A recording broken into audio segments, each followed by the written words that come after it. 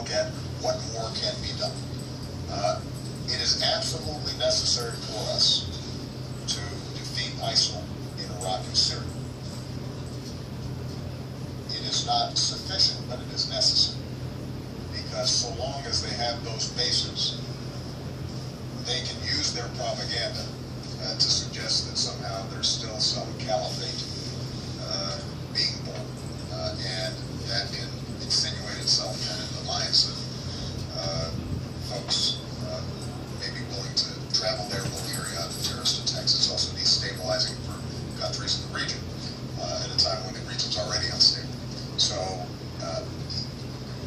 I am pleased with the progress that we've made on the ground in Iraq and Syria. We're far from freeing Mosul and Raqqa. But what we've shown is that when it comes to conventional fights, ISIL can be beaten with partners on the ground, so long as they've got the support from coalition forces that we've been providing. In the meantime, though, you're seeing ISIL carry out external terrorist acts, and they've learned something. They've adapted from Al-Qaeda, which had a much more centralized operation and tried to plan very elaborate attacks.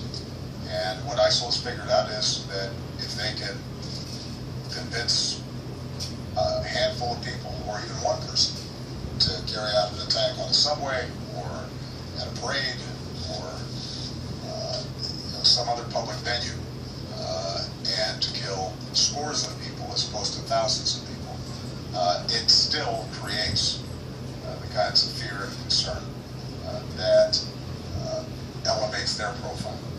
So, in some ways, rooting out these networks for smaller, less complicated attacks is tougher because it doesn't require as many resources on their part or preparation.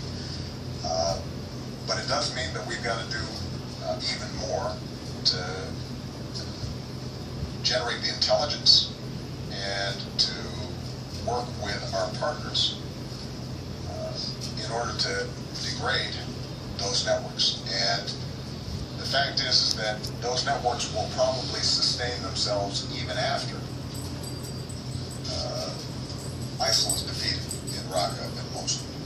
But what we've learned from our efforts to defeat Al-Qaeda is that if we stay on it, our intelligence gets better, and we adapt as well.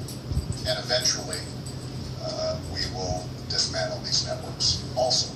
This is part of the reason why, however, it is so important for us to keep our eye on the ball and not panic, not succumb to fear, because ISIL can't defeat the United States of America or our NATO partners. We can defeat ourselves, though, if we make bad decisions.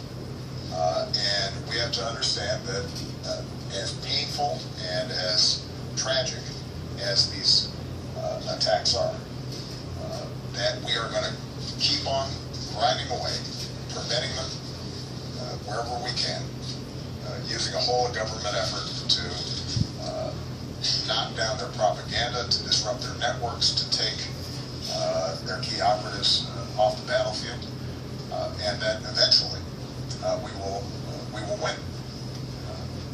But if we start making bad decisions, indiscriminately killing civilians, for example, in some of these areas, instituting offensive religious tests on who can enter the country, those kinds of strategies can end up backfiring. Because in order for us to ultimately win this fight, we cannot frame this as a clash of civilizations between the West and Islam. That plays exactly into the hands of ISIL and the perverse interpretations of Islam